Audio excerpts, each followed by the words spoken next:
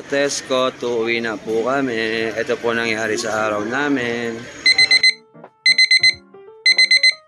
6:30 AM ng umaga.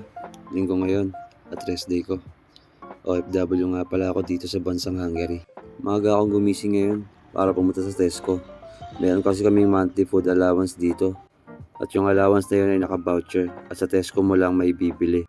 Tapos ko nga pala maligo at magbihis, nagyosi muna ako dito sa smoking area sa aming accommodation. After magyosi, nagdali-dali na nga kami pumunta doon sa train station. Train nga pala ang sasakyan namin pumunta doon sa Debrecen, kung saan may malaking Tesco. Meron namang malapit dito sa amin pero mas pinili namin doon kasi nga meron dong mall na tinatawag nilang Forum. At gusto rin namin kumain ng fried chicken na masarap, yung KFC ba?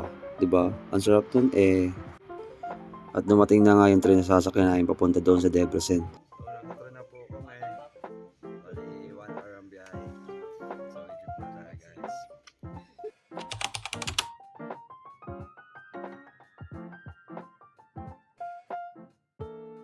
After 1 hour nga, nandito na nga kami sa Debrecen. Isang oras din ang biyahe mula dun sa aming pinanggalingan. Pero okay lang, maganda naman tong lugar na to. At makakalis kami sa lugar na hindi namin maintindihan. Guys, nasa Debrecen na kami at pupunta na po kami ng Tesco. At after nga ng ilang minutong lakaran, nakadating na lang kami dito sa malaking Tesco. Sobrang laki nitong Tesco na to. Parang pagmamahal ko sa'yo. I love it. Kumuha na nga kami ng cart. Isang cart lang. Kasi onti lang naman ang bibili namin. Kaya isang cart lang. So guys, nasa Tesco na kami. The first stop namin is Bigasan. Kami ng bigas. Siyempre ang unang pinuntahan namin ang bigasan. Kasi ang bigas ang tunay na nagpapakulay sa mundo habang ikaw hindi ka mahal ng taong gusto mo. At bumili na nga rin kami ng karne dito. Mga ilang kilo lang. Pang 1 linggo or pang 2 linggo kaya na siguro to. Di naman ako ganun kalakas kumain Saka marami namang mabuburaot dito sa accommodation namin. Kumuha na rin kami ng noodles in case of emergency na tama rin kami magluto. Pwede na ito. Kanin tas ito, katalo na. Okay na yun. Bumili na rin ako ng mantika. Naalala ko kasi wala na rin akong mantika. Baka sakali kasing magprito ako ng kahit ano. Hindi ko mapiprito kasi wala mantika, di ba? Bumili na nga rin ako ng mga dilata rito.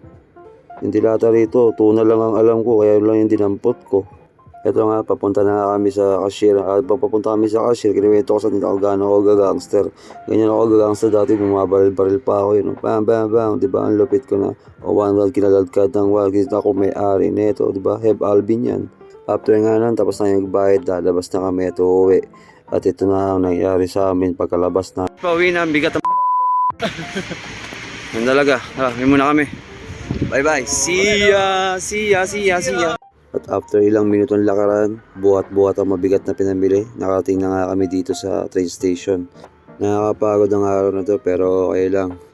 Kakayanin lahat para sa pangarap. Kaya ikaw, kung napapagod ka na, isipin mo lang lahat ng ginagawa mo ay para sa mga pangarap mo at para sa pamilya mo.